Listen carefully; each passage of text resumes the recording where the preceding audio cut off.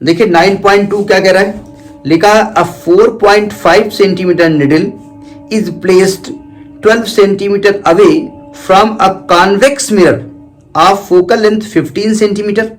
Give the location of the image and the magnification. Describe what happens as the needle is moved farther from the mirror.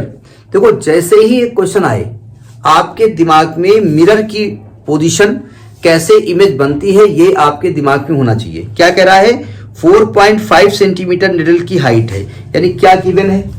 अगर मैं आपसे कहूंगा given क्या है तो आप कहेंगे मिरर कैंडल जो निडल है उसकी हाइट दी है 4.5 सेंटीमीटर. चूंकि सभी आपके सीजीएस सिस्टम में, जीएस ना कहिए, यहाँ केवल सी सिस्टम कहिए, यहाँ ना तो ग्रेविटी है ना तो टाइम है. तो कह रहे हैं कि is placed 12 centimetre away from the convex mirror. अब मिरर से जितनी दूर रखोगे तो यू कितना हो जाएगा, माइनस का 12 सेंटीमीटर. तो और फोकल लेंथ है 15 सेंटीमीटर. अब फोकल लेंथ 15 प्लस में ले या माइनस में ले, पॉजिटिव है, क्योंकि कॉन्वेक्स मिरर ऐसे बनता है, ये होता है ना, और इसका फोकस इधर होता है और ऑब्जेक्ट इधर रखा हुआ है, तो इधर डायरेक्शन में मूव कर रहे हो ना, तो एफ आपका प्लस 15 सेंटीमीटर दिया हुआ है. तो कह रहे हैं पहले तो आप बताइए give the location of the image. तो पहले तो आप इमेज की डिस्टेंस बताओ, फिर इमेज की हाइट बताओ. तो पहले तो 1/f बराबर 1/v प्लस 1/u होगा. तो 1/v is equal to 1/f minus 1/u होगा. 1/f बोले तो 15 माइनस 1/u बोले तो माइनस का 12 यानी प्लस हो जाएगा. 15 और 12 का एलसीएम 60.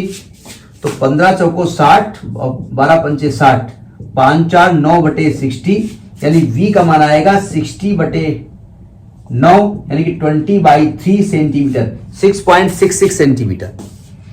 और एग्जैक्ट करोगे तो 6.67 सेंटीमीटर. राउंड अप करेंगे ना. अब ये किधर बनेगा भाई, ये प्लस में आ रहा है ना, इसका मतलब ये इधर बनेगा. ठीक है. अब बताइए ये इमेज वर्चुअल होगी या रियल होगी. भाई मिरर में देखिए सिंपल सी बात है, लाइट ऐसे गिरी, अब वो जब आप रिफ्लेक्ट करोगे तो फोकस से निकलती हुई अपेयर होती है, एक्चुअली इधर नहीं आती. ठीक है. और एक लाइट रे आप फोकस से डालोगे, फोकस पे पहुंच नहीं, सॉरी सेंटर पे डालोगे, सेंटर पहुंच नहीं पाएगी, तो आपको ऐसे दिखाना पड़ेगा, तो यहां पर इमेज बनती है. ठीक है. तो पहली बात तो ये वर्चुअल होगी. अब इसकी हाइट क्या होगी हमको नहीं मालूम, सीधी बनेगी वो तो हमने बना दिया है ना, लेकिन हमको नहीं मालूम. तो हाइट ऑफ इमेज के लिए हम फॉर्मूला नोट कर लिया ना. तो H2 निकालने के लिए क्या करेंगे, मैग्निफिकेशन का फॉर्मूला हमने पढ़ा है H2 upon H1 is equal to minus V upon U. ये साइन यूनिवर्सल होता है, इसमें बाद में V और U के साइन हम चेंज कर देते हैं. H2 निकालना है, H1 दिया है प्लस का 4.5 माइनस, और U दिया है, V दिया है. अब देखो ध्यान से, V आप 6.67 नहीं लिखेंगे यहां पर, क्योंकि 6.67 आप राउंड अप किए हो.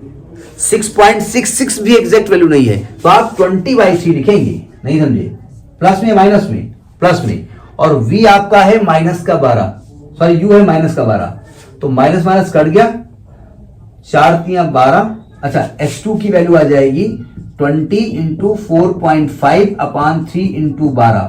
जब इसको हमने कैलकुलेट किया तो हम काहे के लिए, अब 2.5 सेंटीमीटर, तो यानी कि इरेक्ट बनेगा, सीधा बनेगा. अब आप कहेंगे तो इरेक्ट आपने बना दिया था. भाई हमने बनाया ना, मुझसे रे डायग्राम थोड़े पूछा था उन्होंने, वो तो हमने जबरदस्ती रे डायग्राम बना दिया. तो आपसे कहा जाएगा तब रे डायग्राम करेंगे. आगे देखो क्या कह रहा है, कहते हैं कि describe the what happens if the needle is moved farther from the mirror. अगर ये पीछे क्यों हटाएं तो क्या होगा, क्या होता है उसमें. इसमें होता क्या है कि वो फोकस की तरफ शिफ्ट करेगी, लेकिन फोकस से दूर नहीं जाएगी कभी, मतलब फोकस के अंदर ही रहेगी, छोटी होती जाएगी, सीधी रहेगी, फोकस के नजदीक पहुंचेगी, लेकिन फोकस के बियॉन्ड नहीं जाएगी. लॉजिक समझाया. तो आप कहेंगे the image shift towards the focus but it will not move beyond focus. Focus से उधर नहीं जाएगी, और उसकी जो साइज होगी वो डिक्रीज होती रहेगी लेकिन इरेक्ट ही रहेगी, सीधी रहेगी। लॉजिक पकड़ में आया? तो दिस इज क्वेश्चन नंबर 9.2। ठीक।